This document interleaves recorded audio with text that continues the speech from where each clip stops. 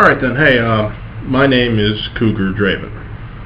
It's actually John, but people know me as Cougar Draven on the internet. It's something I've stuck with for almost 10 years now. And I am an atheist.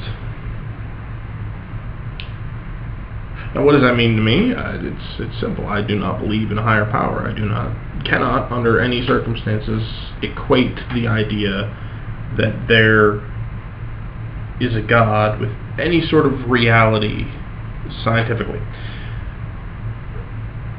And, I don't really, most people don't care. Most people I know do not care. They are content to let me believe what I believe, or in this case do not believe, and I'm content to let them believe what they believe, because that's the way I was taught to behave, was that other people deserve my respect.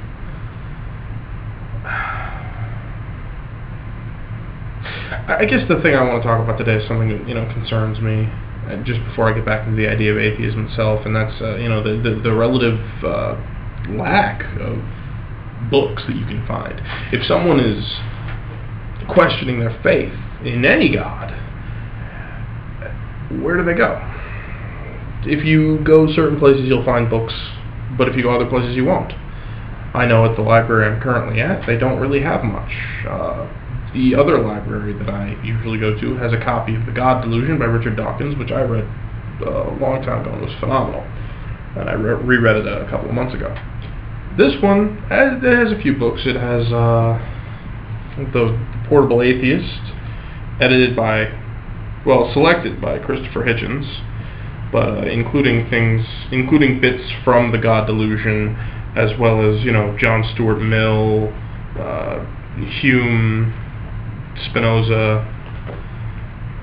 It's actually a very good book. I flipped through it before. It's very good, and it also includes why I became an atheist. A preacher from Indiana who tells his story of his conversion, or inverse conversion. I don't know. Conversion implies faith, and he no longer has it.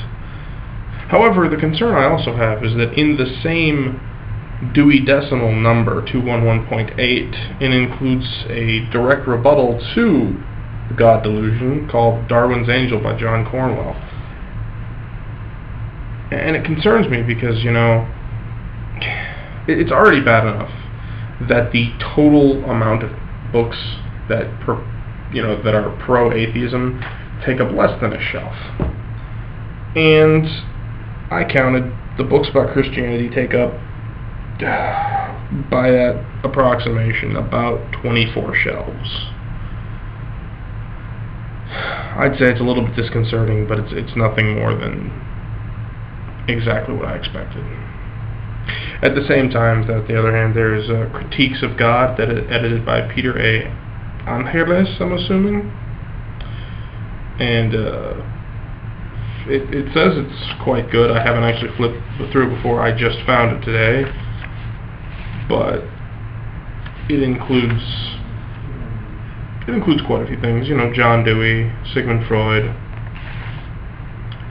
Bertrand Russell.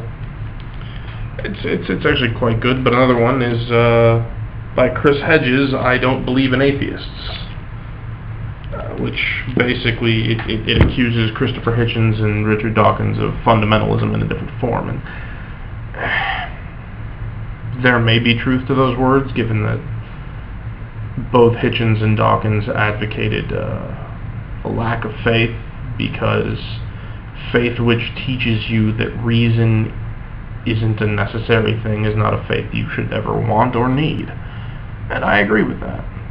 So, if that's fundamentalism, then I don't see how it can be wrong.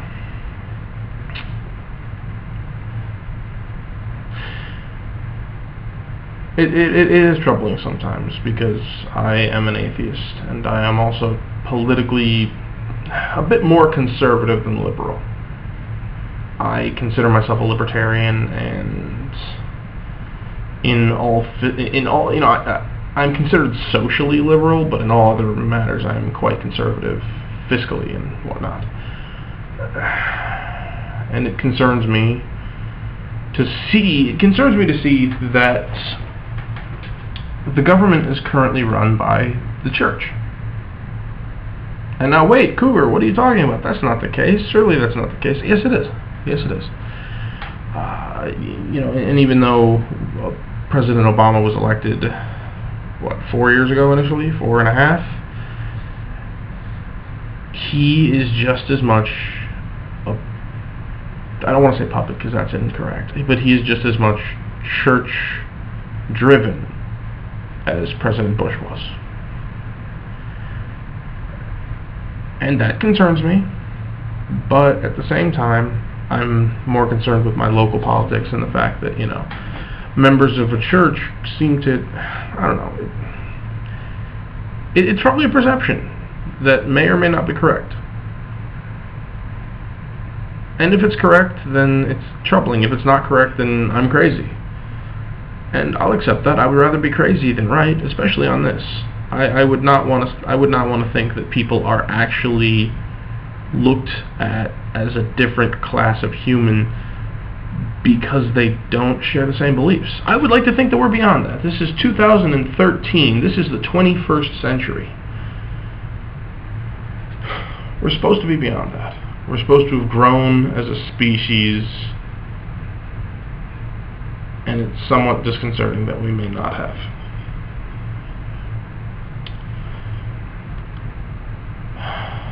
Thanks for watching. If you like the video, check out some of my others. I don't know. Have a great day.